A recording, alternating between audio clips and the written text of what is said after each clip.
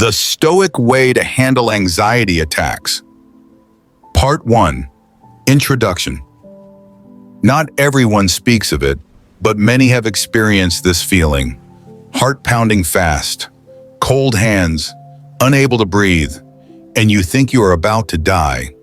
That is an anxiety attack. You want to control it, but your body does not obey. The harder you try, the more it slips out of your grasp. Marcus Aurelius once wrote, "Consider fear as a chained animal. It roars, but it cannot harm you unless you come too close." That statement is not meant to comfort. It is the way a Stoic steps out of darkness with the light of awareness. Part 2. What is an anxiety attack and why do we lose control? An anxiety attack does not stem from real danger. It is an excessive reaction of the body to an imagined signal, a message, a meeting, an ambiguous situation. It always can become a trigger for a chaotic rhythm in the mind. The body believes that you are under threat, thus it activates the survival mode.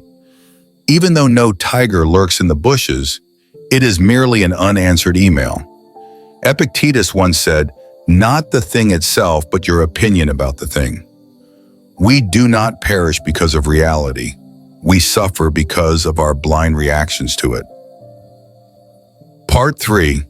How does Stoic philosophy perceive the anxiety attack? A Stoic does not deny emotions. They simply do not allow emotions to govern their actions. Marcus Aurelius wrote, "External events cannot hurt you unless you permit them to penetrate your mind." So what is an anxiety attack? It is merely a biological response, a wave, and every wave eventually passes. Seneca said, "Fear is a deceiver. It whispers of what has never happened and convinces you that it is real." You cannot prevent the wave, but you can learn to stand firm amidst the wave. And that is what Stoicism teaches. To discern what is real, not to judge oneself, to remain steadfast in what is within your control. If you feel that these words are touching your mind, then perhaps you are not alone.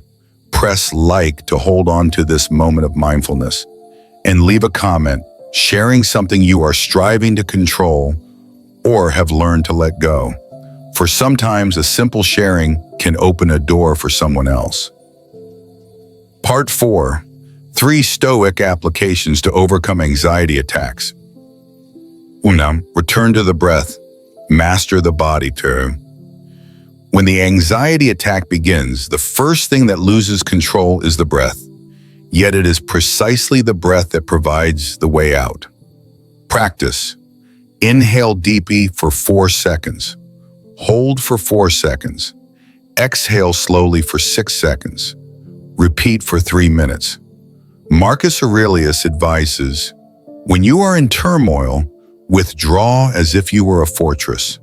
Breath is the gateway. 2. Observe instead of reacting. Name the anxiety attack. Do not flee from it. Stand still and look it directly in the eye. Practice. Say quietly, "I am in panic, but I am still breathing." Observe the signs, trembling hands, racing heart. Recognize without judgment. Epictetus teaches, between the agent and the reaction, man has the right to choose. The anxiety does not kill you. It is your appraisal and fear of it that cause you to falter. 3. Practice accepting what you cannot control. Seneca once trained himself by confronting inconvenience every day, not allowing the small things to unhinge the mind. You can practice as follows. Stand amid a crowd for 3 minutes. Turn off your phone for 1 hour. Do not immediately respond to the messages. The more you endure the small, the more steadfast you become before the great. The anxiety does not need to be eradicated. It only requires a new perspective, calmer, clearer. Part 5. Reflection and suggestion. The last time you felt out of control, how did you react? Did you evade or did you confront? Did you judge yourself or observe gently? You are not weak for having panicked. You have merely not learned to listen to your body and mind with tranquility. Marcus Aurelius once reminded, peace does not come from without, but from the way you perceive things within. Part 6, Conclusion. You do not need to conquer the anxiety. You only need to refuse to surrender to it. Stoicism does not teach you to become unfeeling. It teaches you to recognize that everything shall pass, and you can stand firm if you know where to look. If you are seeking the way to live resolutely in a chaotic world, subscribe to the Stoic Bloom channel as a quiet commitment to yourself that you will not run away from this life, but will face it with wisdom and calm. And if you know someone who needs a moment of quiet, a reminder to turn inward, share this video with them. Perhaps you have just sown a seed of goodness that you yourself are unaware of. Stoic Bloom, a philosophy not only to understand, but to live.